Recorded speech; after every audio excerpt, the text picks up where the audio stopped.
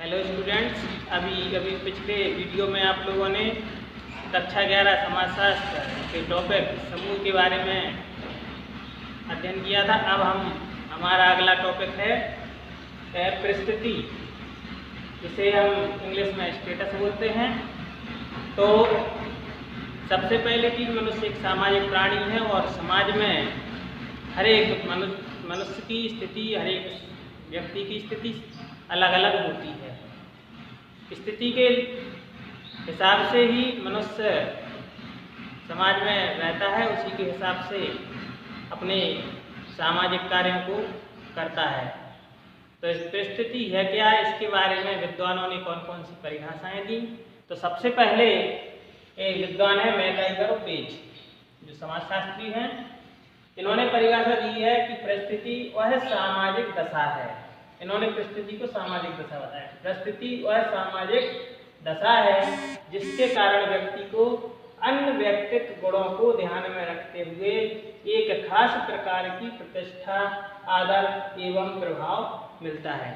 यानी व्यक्ति के जो व्यक्तित्व गुण हैं, उन गुणों के आधार पर जब व्यक्ति को एक विशेष प्रकार की, खास प्रकार की प्रतिष्ठा, आदर और प्रभाव मिले, तो उससे उसकी परिस्थिति निश्चित होती है कि उस व्यक्ति की समाज में क्या स्थिति है, समाज में उसका क्या स्टेटस है।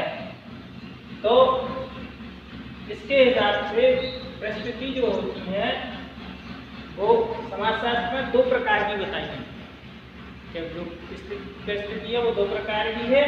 पहली होती है प्रदत्त पद और दूसरी होती है अर्जित पद। अब प्रदत्त पद क्या है? तो प्रदत्त पद वह है जिसके लिए व्यक्ति को कोई मेहनत नहीं करनी पड़ती है, उसे वो अपने आप प्राप्त हो जाती है। जैसे कि यदि हम लोग, जैसे भारत देश में हमारा जन्म हुआ तो हम लोग भारतीय कहलाने लगे, तो इसमें हमें कोई मेहनत नहीं करनी पड़ी, हमें यह अपने आप ही पता मिल गया कि हम भारतीय हैं, क्योंकि हमारा भारत में जन्म हुआ। तो जन्म के हिसाब से या अपने किसी अन्य प्रकार से जो मिल जाते हैं, जैसे कोई किसी जाति में पैदा हुआ तो उस जाति का कहलाने लगता है। तो इस तरह से जो एक पद मिलता है वो कहलाता है प्रदत्त पद।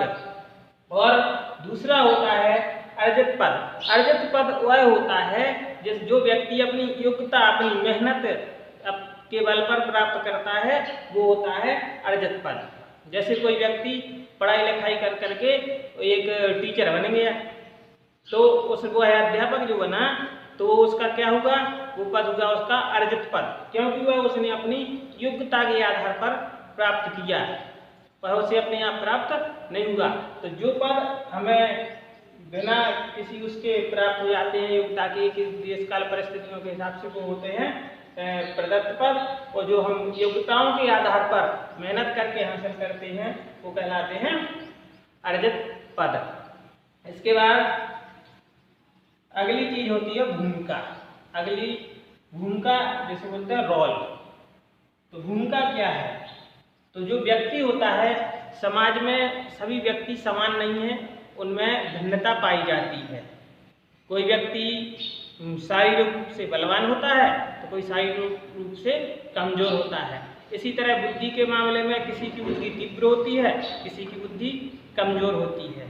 तो हर एक प्रकार से किसी के अंदर अच्छा गाने का गुण होता है, किसी के अंदर अच्छा नाचने का गुण होता है, कोई बहुत अच्छी तरह से और भी काम कर सकते हैं। तो इस तरह से किसी ना किसी विशेष गुण हर एक व्यक्ति में कुछ ना कुछ होते हैं, और उसी के आधार पर हर व्यक्ति की समाज में स्थिति अलग अलग होती है। हर व्यक्ति की समाज में स्थिति अलग अलग है, तो उसी के आधार पर लोग अपनी अपनी भूमिका का निर्वहन करते हैं। तो अपनी स्थिति के अनुसार ही व्यक्ति की भूमिकाएं होती हैं।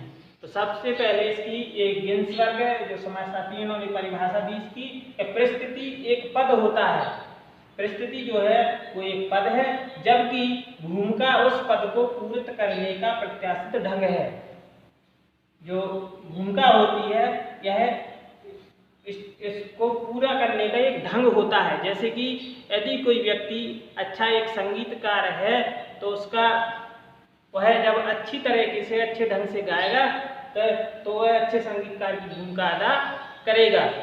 तो इस तरह से जो किसी किसी व्यक्ति का जो सामाजिक पद है तो उसको पूरा करने का जो प्रत्याशित ढंग होता है उसके लिए ही भूमिका कहा जाता है, उसी के लिए भूमिका कहते हैं।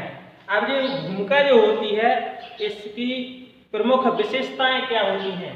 तो भूमिका की पहली विशेषता होती है कि इसमें व्यवहारों में की संपूर्णता होती है और इसके बाद इसको सामाजिक स्वीकृति मिलती है। जो भूमिका व्यक्ति अदा कर रहा है तो उसको उसकी समाज की स्वीकृति भी होना चाहिए। जैसे कि कोई व्यक्ति है अच्छे से परिवार चलाता है तो उसके लिए वो यदि मेहनत करके काम करता है तो समाज स्वीकार करेगा। यदि जो समाज में गलत काम मानेगा या उनके जरिए अपने परिवार की पूर्ति करता है तो फिर वो समाज के द्वारा स्वीकृत नहीं होगा, तो वो गलत माना जाएगा। तो इसमें भूमिका की दूसरी विशेषता ये होती है कि जो भी भूमिका व्यक्ति अदा कर रहा है उसकी समाज में स्वीकृति होना चाहिए। इसके बाद अगली होती है सामाजिक संगठन, और इनके भूमिकाएं जो होती हैं वह दो प्रकार की होती हैं। इन भूमिकाओं में जो व्यक्ति अपनी भूमिकाओं का जितने अच्छे से निर्वहन करता है उसमें उतना ही निखार आता जाता है। और भूमिकाएं अलग अलग होती हैं, इनमें विविधता होती है। एक ही व्यक्ति में जो है वो अलग अलग भूमिकाएं अदा करता है। जैसे कि कोई व्यक्ति अपने घर पे अपने माता पिता के लिए एक पुत्र होता है, अगर मान लीजिए वो टीचर है तो विद्यालय में वह एक अध्यापक होता है, अपने बच्चों के लिए कोई पिता होता है। तो इस तरह और सब वो अपने उसके प्रति अपने कर्तव्यों का पालन करता है, तो वो अलग अलग भूमिकाएं निर्वहन कर रहा है। तो इस तरह से भूमिकाओं में विविधता होती है। गतिशीलता की इसमें अवधारणा होती है और व्यक्तित्व रुचि का इसमें महत्व होता है। तो इस तरह से प्रमुख विशेषताएं हैं भूमिका की। और व्यक्ति के जीवन में भूमिकाओं का बहुत ही ज़्यादा महत्व होता है, क्योंकि यदि व्यक्ति को आगे बढ़ना है तो उसे जो समाज में परिस्थिति प्राप्त है, समाज उसकी जो सामाजिक स्थिति है उसके हिसाब से जब व्यक्ति अपनी भूमिकाओं का निर्वहन करता है तभी उसके व्यक्तित्व में निखार आता है, उसकी योग्यता बढ़ती है और उसकी सामाजिक स्थिति मजबूत होती है।